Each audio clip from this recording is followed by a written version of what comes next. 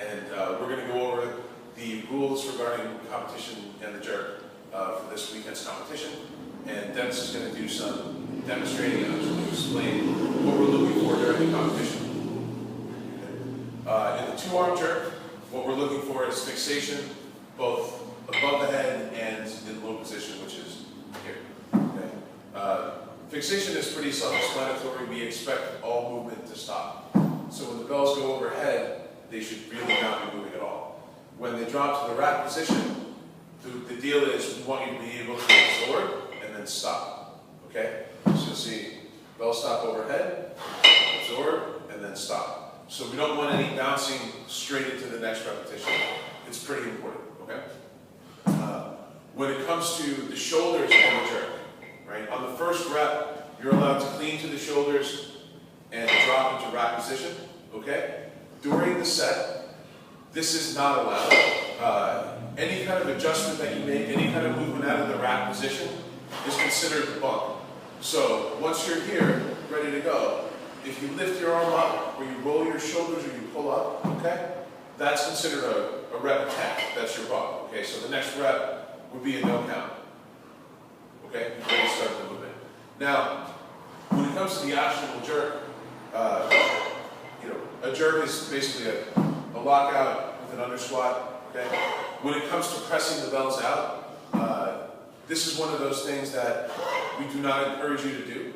Okay? If you roll the bells onto your shoulders or you jerk the bells to your shoulders and you press, this is going to be a no count because it's not a jerk. If you're pressing out and the bell is continuing to stop, you're walking that line where the judge can either tell that it's a jerk or not tell that it's a jerk. So we're getting into the kind of discretionary area of the judging, which is not a place that you want to be. Okay? When it comes to the one-arm jerk, everything is basically the same as the two-arm jerk. The only difference is you'll switch hands. When you switch hands, you're allowed to swing, obviously, to get the bell up to the left side or to the other side, but that's it. Right?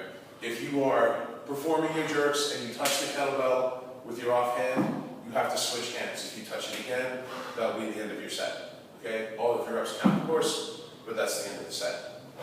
Now, when it comes to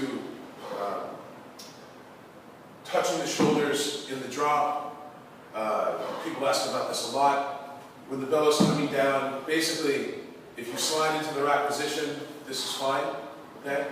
If you stop at the shoulder, you're going to get a warning, okay? And then you have to bring your bell down. If you rest, the set's going to be stopped. Now, the gray area between stopping on the shoulder and getting a warning and resting on the shoulder is really, really fine. And again, this is in the discretionary area with your judge. This is not a place you want to be. It really is better to avoid any of this kind of confusion because your judge can give you a warning, your judge can give you a second warning. Or your judge can just give you a warning and then you don't move fast enough and he stops your set. These are all things that can happen, okay? So the best thing to do, drop the bells into the rack position, absorb, and stop. Okay? Any questions?